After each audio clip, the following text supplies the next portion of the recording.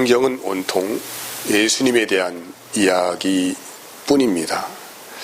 다른 것을 성경을 통하여서 발견했다고 하면은 성경을 잘못 읽은 게 되는 것이죠. 어떤 사람들은 성경을 읽다가 건강의 비결을 알았다고 하기도 하고 또 삶의 지혜도 얻었다고 하기도 하는데 사실 이런 것들은 가변적인 부분들이고 성경의 핵심이 무엇인지를 잘 모르는 다시 말하면 성경을 잘못 읽은 결과라고 할 수가 있습니다. 요한복음 5장 39절 말씀에 보면은 너희가 성경에서 영생을 얻는 줄 생각하고 성경을 연구하거니와 이 성경이 곧 내게 대하여 증언하는 것이라고 합니다. 구약에 말하는 율법서, 또 선지서, 역사서, 시가서, 이런 모든 내용들과 또한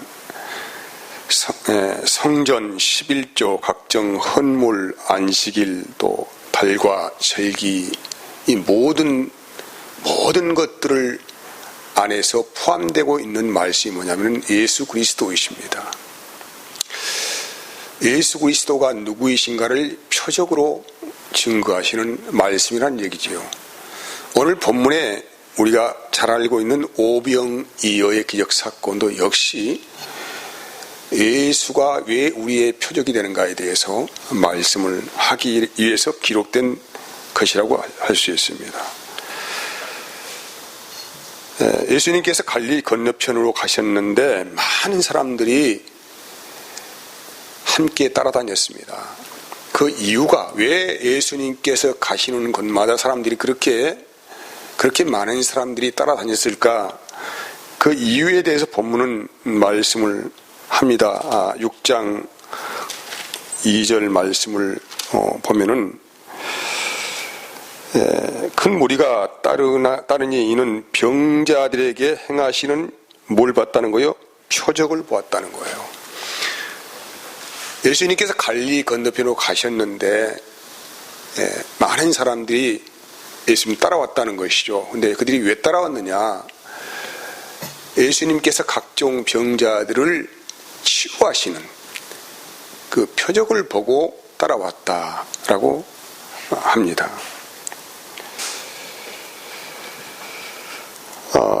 그래서 예수님께서 이제 오늘 이게 또 다른 기적과 사건을 보여주지요. 자기를 따라오는 그 많은 무리들을 바라보시면서 제자 빌립에게 물어봅니다. 어디서 이 많은 사람들을 양식을 사서 먹일 수가 있겠느냐고 물어보죠.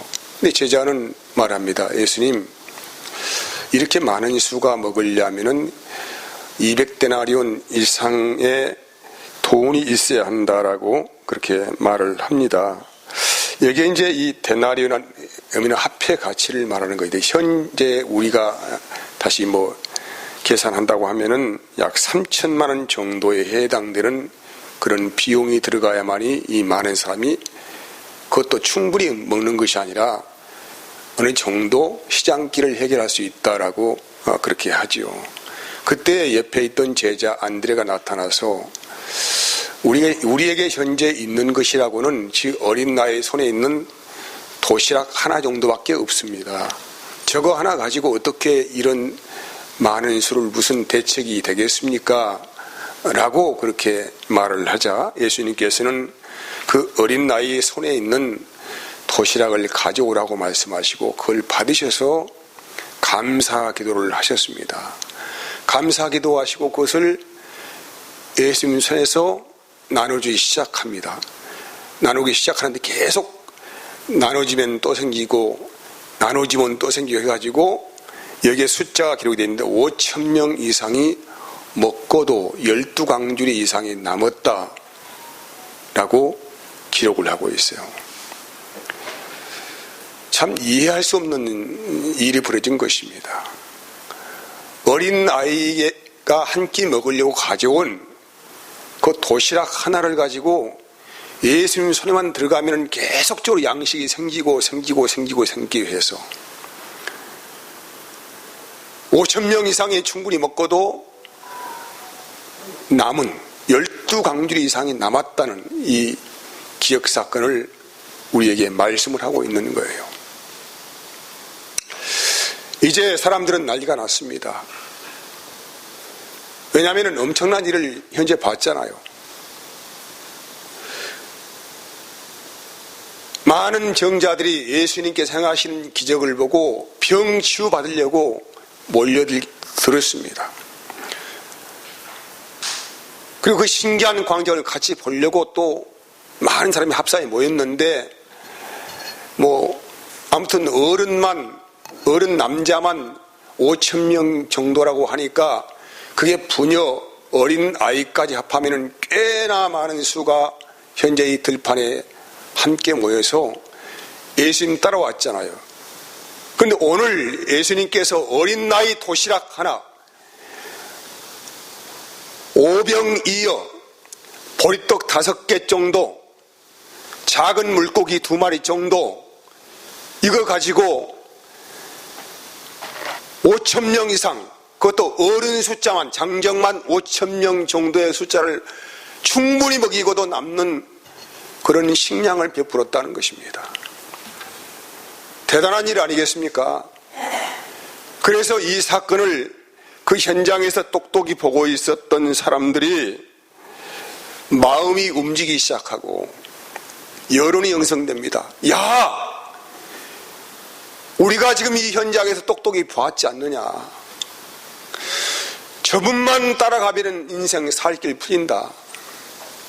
이대로는 안 된다. 그래서 우리 합세에서 저분을 우리의 임금으로 모시자. 이렇게 결론 내리고 그렇게 이제 회의를 진행하는 과정을 가운데 예수님께서는 사람들의 속마음을 아시고 급히 홀로 산으로 피하셨다라고 합니다. 아주 급히 피하신 거예요. 아니 왕으로 삼으려고 하는데 우리 예수 그리스도께서는 그들의 속마음을 아시고 홀로 산으로 피하셨다. 그리고 나서 예수님은 이제 가버나움으로 가셨습니다.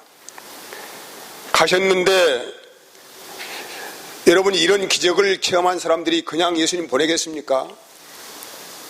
어떻게 추적하고 추적해서 기어이 예수님 계신 걸 정보로 알아내가지고 또 사람들이 거기에 몰려들기 시작합니다. 가버나움까지 갔죠. 그래서 어렵게 이렇게 예수님 따라왔는데 우리 예수님께서 너무나 실망스러운 말씀을 하셨어요. 너무 실망스러운 말이에요.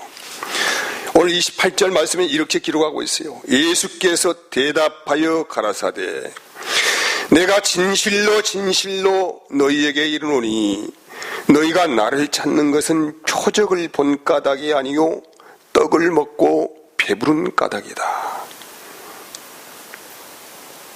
참 그들의 바람과는 너무 동떨어진 말씀이죠. 너희가 지금 나를 찾아온 것은 먹고 배불러가지고 그 기적을 보고 너희가 찾아온 거 아니냐. 너희가 진정 내가 행하는 이 오병이어 물고기 2마리 떡 5덩이 작은 5덩이 가지고 너희를 먹인 이 표적이 뭔지를 너희가 도대체 이해하지 못하고 무슨 말인지를 전혀 이해하지 못하고 현재 나를 찾아왔구나. 이렇게 말씀하시면서 쭉 그 말씀을 이어가십니다. 무슨 말씀이냐면은 이스라엘 백성들이 과거에 이집트에서 해방이 되어서 광야 생활을 할 때에 40년 광야 생활을 했잖아요. 근데 신기한 일을 매일 경험했잖아요. 무엇입니까? 매일 하늘에서 만나라고 하는 음식이 떨어졌어요. 이걸 가지고 그들은 볶아먹고 지져먹고 아무튼 여러 가지 형태의 음식을 만들어서 광야 40년을 생존을 했습니다. 예수께서 그 말씀하시면서 무슨 말씀을 하시냐면은 하나님의 떡은 하늘에서부터 내려와서 세상에 생명을 주는 것이다. 이런 말씀을 하셨어요. 그리고 이어서 35절 말씀 보니까 예수께서 이르시되 나는 생명의 떡이니 내게 오는 자는 결코 줄이지 아니할 터이요 나를 믿는 자는 영원히 목마르지 않을 것이라고 하셨습니다. 아니 자기를 먹으면은 내가 생명의 떡이라는 거요.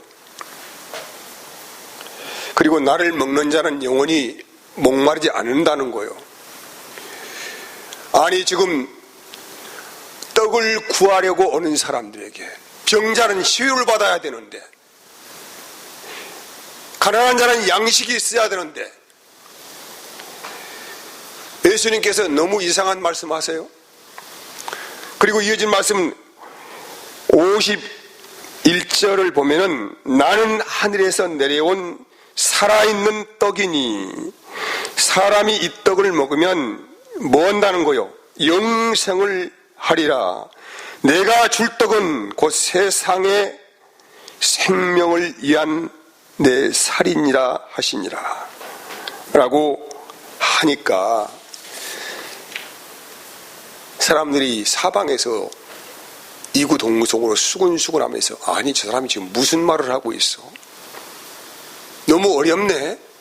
어려운 말 하고 계시네? 도대체 무슨 말이야? 뭐 자기 살을 먹으라고? 영생한다고? 이게 무슨 망발이야? 너무 어렵다는 거요.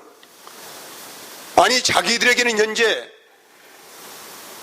나름대로의 소망이 있잖아요. 소망이.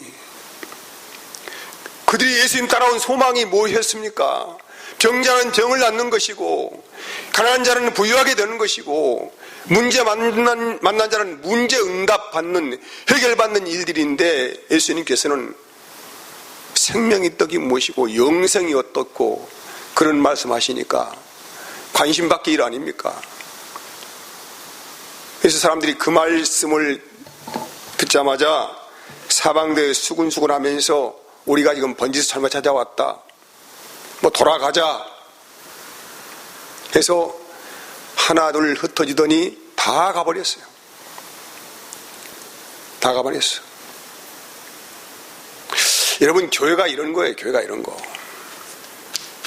교회가 이런 거라고요.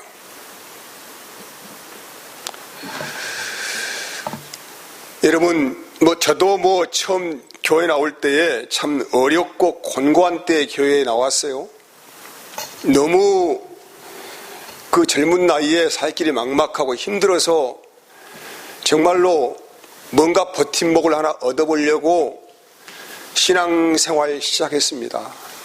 그래서 맨날 주구장창 앉아가지고 몇 시간씩 기도하는 게 뭔지 아세요? 하나님 물질 달라는 거예요. 그게 외에는 기도 제목이 없었어요. 너무 괴롭고 힘들어서 그 젊은 날에 폭삭 사업 망해가지고 너무 괴롭고 힘들어서 매일 눈물 흘리면서 하나님 물질 좀 달라고 살아계시면은 보여달라고 이런 기도가 아무튼 나의 그때 그 젊은 날의 모든 시간들을 완전히 삼켜버렸습니다. 그러다가 점점 조금씩 눈이 떠지고 하나님의 뜻이 조금씩 발견되는 도대체 어려워서 무슨 말인지 모르겠어요. 예수 믿으면 구원받는다, 영생이 있다, 부활이 있다, 천국이 있다. 사실 이런 말들은 그렇게 실감나지 않는 말씀이에요. 나와는 그렇게 상관이 없는 말씀 같아요. 그것은요. 뭔가 그분을 체험하고 만나고 뭔가 보고 뭐 응답을 받고 뭐 이렇게 뭐가 실감나게 리얼하게 신앙생활이 되어야 뭔가 좀 살만한 것 같고 뭐 응답이 있는 것 같은데 뭔 거기에서 부활이 어떻고 영생이 어떻고 뭐 천국이 어떻고 이런 말들이 얼마나 우리 가슴에 와닿겠습니까? 오늘 이 예수님 찾아온 이 사람들 바로 그런 마음이라고 저는 생각을 합니다. 다 갔어요. 다 갔어요. 얼마나 애써서 고생고생하게 하면서 왔습니까? 밥을 굶어가면서 그들은 예수님 따라왔어요. 오병이어 사건 기적 체험하고 얼마나 흥분됐겠어요. 야, 이제 예수만 따라가면 살 길 열린다. 저분만 한번 믿어보자. 한번 저분만 믿고 가면 인생 끝이다. 이제 소망이 있다. 이런 생각이 있었지 않겠습니까? 근데 엉뚱한 말씀 하시잖아요. 무슨 영생이 어떻고 내가 생명이 떡이라고 나를 먹으라 그러고 찐다고 하고. 이제 정신 돌아버리죠. 이제 다 갔습니다.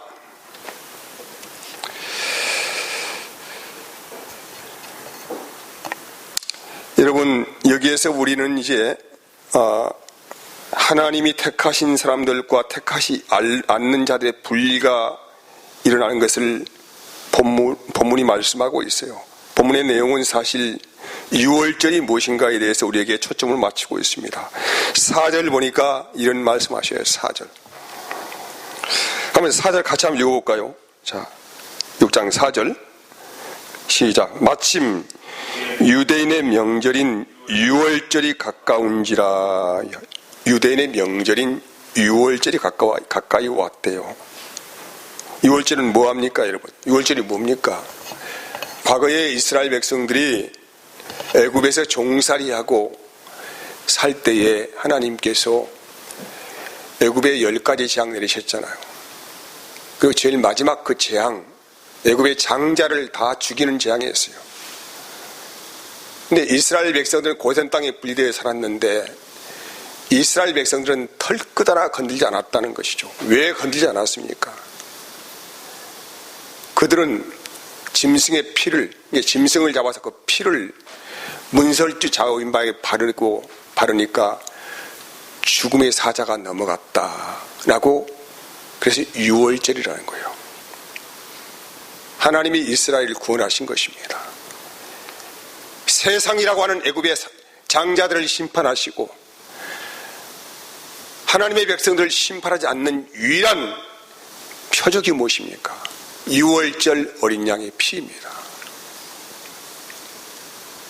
그래서 이스라엘 백성들은 이 날을 기념하기 위해서, 마음에 새기기 위해서, 잃어버리지 않도록 하기 위해서 7일 동안 나라에서 공식적인 행사를 합니다.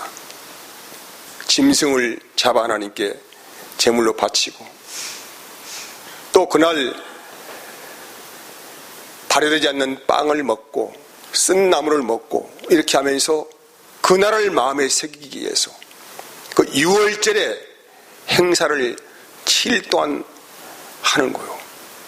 유대인들의 가장 큰 명절이기도 합니다. 근데 마태복음에서는 이렇게 그날을 해석을 하고 있습니다. 마태복음 26장 2절 말씀 보면은 너희가 아는 바와 같이 이틀이 지나면 유월절이라 인자가 십자가에 못 박히기 위하여 팔리리라 라고 합니다. 그 유월절 예수님께서 그 유월절날 십자가에 못을 박히기 위해서 그 죽음으로 들어가시는 그 날입니다. 팔렸습니다.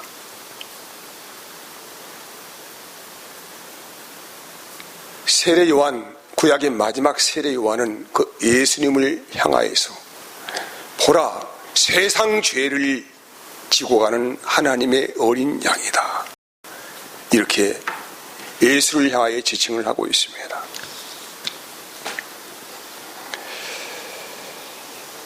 여러분, 예수께서 진정으로 보여주는 표적이죠. 이것이 이제 오병이어는 그런 표적입니다. 예수님께서 어떻게 합니까? 도시락 하나 가지고 감사기도 하고 계속 나누어 주죠. 이 떡을 나눠주는 거예요. 나누어지면 생기고 1000명이 먹고 5000명이 먹고 10만 명이 먹고 1억 명이 먹고 뭐 10억 명이 먹고 뭐 조, 경, 해 뭐 어떤 수가 있다고 하더라도 끊어지지 않는 영생의 양식이 바로 예수 그리스도다. 그분이 영생이다. 지금 이 말씀을 하시는 거예요. 이 말씀 하시는 거라고요. 오병이어 가난한 자가 부자가 된다 그런 내용이 아닙니다. 작은 것 바치면 주님께 축복하시다 그런 말씀이 아니라고요. 그런 말씀이 아니고 바로 자기 자신의 살과 피를 내어지시면서 우리를 구원하신 표적이 무엇인가를 현재 지금 말씀하기 위해서 오병이어의 기적을 통하여서 너희가 표적을 보고 온 것이 아니다. 너희는 먹고 배불러서 왔다. 이렇게 예수님께서 그들이 잘못된 신앙에 대해서 지적을 하신 거예요. 여러분, 지금도 사람들이 그렇게 예수를 알고 있습니다. 모든 사람들은 인생에 약점이 다 있잖아요. 물질의 약점, 몸의 약점, 삶의 약점 다 있잖아요. 이 약점들을 어떻게 해결을 받아보려고 찾아왔는데 하나님은 그런 말씀 안 하시잖아요. 영생이 무엇인가?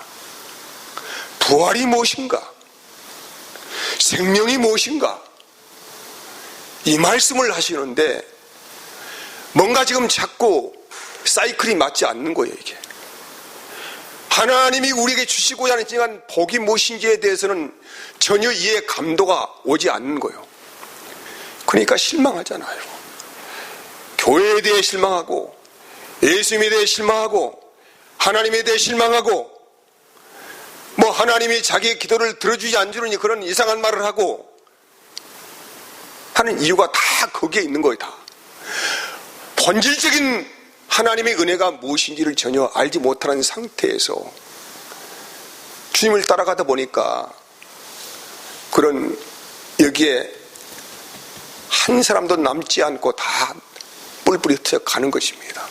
자기 인생길로 가는 것이죠. 그때 예수님께서 의미심장한 말씀을 하시는 말씀이 오늘 이 본문에 우리가 방금 오늘 읽은 말씀 아닙니까? 오늘 읽은 말씀의 핵심은 몇 가지가 있죠. 한 3가지 정도로 압축을 할 수가 있습니다. 66절에서 71절까지 말씀을 하시죠. 한번 같이 한번 읽어볼까요? 그때부터 그의 제자들 중에서 많은 사람이 떠나가고 다시 그와 함께 다니지 아니하더라. 67절 말씀, 예수께서 12 제자에게 이르시되 너희도 가려느냐. 이제 다 가고 몇 명 남았어요? 현재 수만 명이 있었는데, 수만 명이 다 오지 않았겠죠. 아무튼 엄청난 수가 있었는데 다 흩어져 가버리고 몇 명 남았어요? 이제 처음 예수에게 택하신 12명만 남았어요. 12명. 교회로 말한다면은 수만 명 모인 교회가 영생의 메시지 말씀하니까 복음이 무엇인가를 말씀하니까 다 이제 교회 안 다닌다는 거예요. 안 다니고 이제 12명 남았다는 거예요. 12명. 그때 예수님께서 말씀하시는 것이 이렇게 너희도 가려느냐고 하니까 베드로가 말합니다. 시몬 베드로가 대답하되 주여 영생의 말씀이 주께 있사오니 우리가 누구에게로 가오리까라고 합니다. 누구에게 가오리까? 영생의 말씀이 있으니까. 베드로는 이 고백을 현재 여기서만 한 게 아니에요. 마태복음 16장을 읽어보면은 예수님을 따라오는 많은 사람들이 그 당시에 있었잖아요. 그들을 보면서 제자들에게 물어본 예수님께서 야 너희들은 지금 나를 누구라고 생각하고 있냐라고 예수님께 질문하잖아요. 거기에 이제 제자들이 사람들이 예수님을 평가하는 그 이름을 거론하는데 어떤 사람은 세례 요한이라고 하기도 하고 어떤 사람은 에레미야라고 하기도 하고 어떤 사람은 엘리야라고도 하기도 하고 어떤 사람은 선지자 중에 한 분이라고 하십니다. 그래? 그러면 너 제자들 너희들은 나를 누구라고 지금 생각하느냐?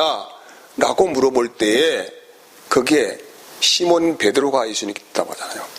주는 그리스도이시오 살아계신 하나님의 아들이십니다.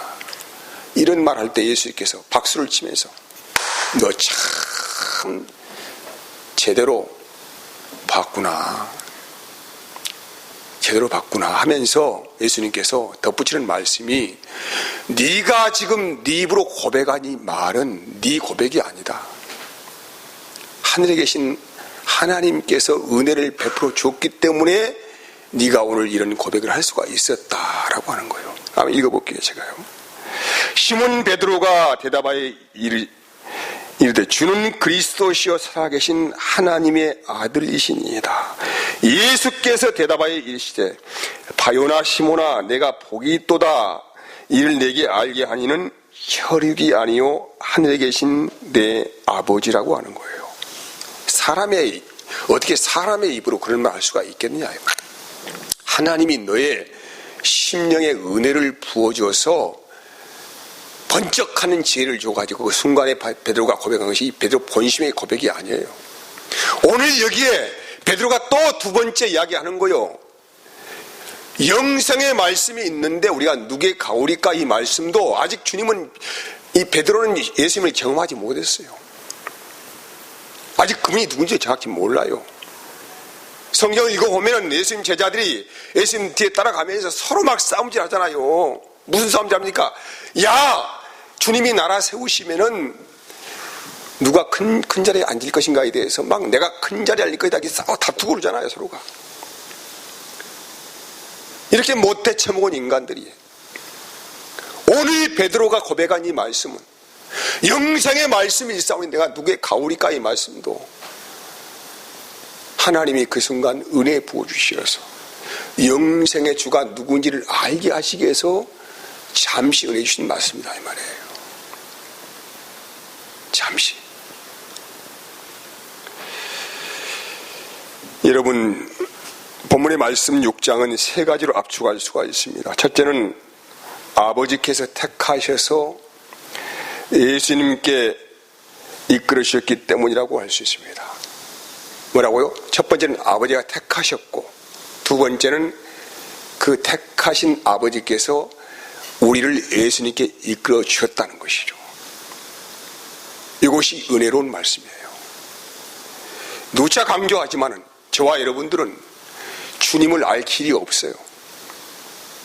세상에는 아무튼 뭐 3살, 4살만 되면은 어린이집, 유치원 다 보내서 공부만 시키잖아요. 근데 그런 공부는 배울 수 있어요. 박사도 할 수 있고 뭐 아무튼 수많은 학위도 받을 수 있는데 이런 공부한다고 하나님 알 길이 없다는 것이죠. 오직 은혜 주시는 한 분 성령께서 우리의 심령 안에 은혜를 부어주는 가운데